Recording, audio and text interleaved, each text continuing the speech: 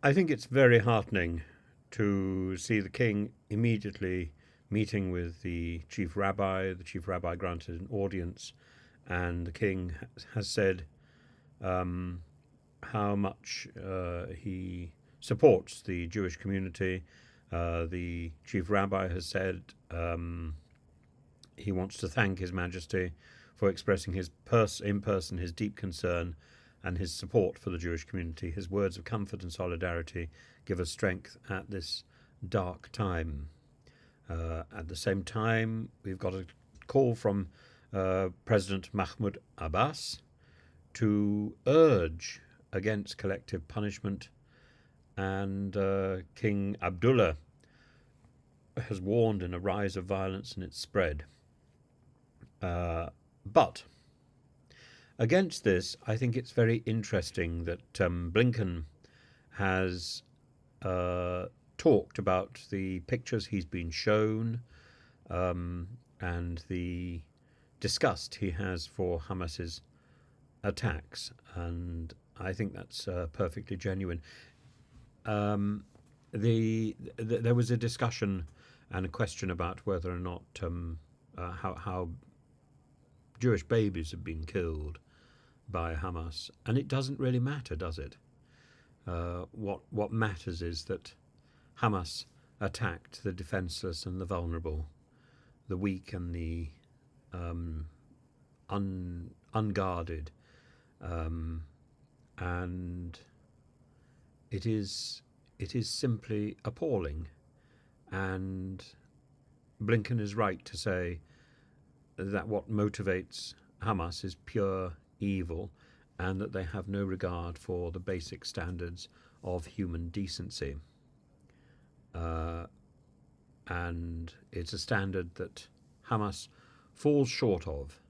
This is what distinguishes us from a terrorist organization like Hamas, which has absolutely no regard for the rule of law, humanitarian rights, or the basic standards of human decency. And he's explained how he's been shown these horrific images of babies murdered by Hamas. And Israel now say there are 1,300 of its citizens who are dead, with more than 3,000 wounded. Officials in Gaza have said that 1,417 people have been killed and 6,250 wounded during the retaliatory strikes. And I think it's important that Netanyahu pulls back from this level of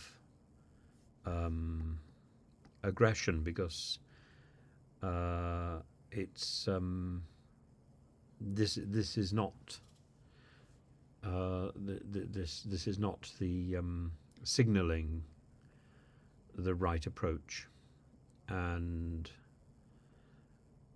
the Duke and Duchess of Sussex have said they're supporting our partners and organisations on the front lines in Israel. We stand against all acts of terrorism and brutality.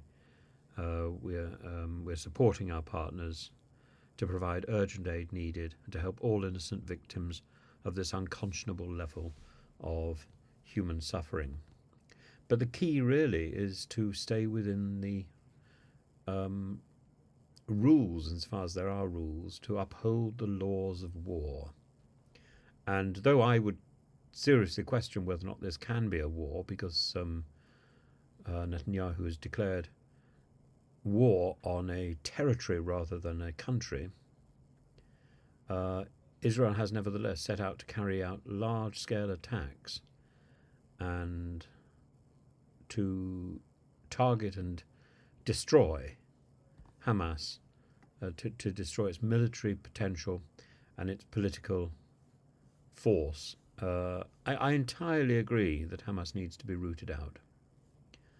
I'm far from certain that the method which has been chosen, which amounts to collective punishment, is the right message. And though I think there's importance in standing together and standing with a nation that has been so cruelly targeted by a malicious and appalling terrorist organization. It's also important to recognize that that terrorist organization has trapped and ensnared, has possessed so many people within the Gaza Strip, with the connivance, effectively, of the Israeli administration. And it's the innocent lives, both in Israel and in Palestine, that are so in danger. And it's important to pull back from war games, however and wherever they may occur.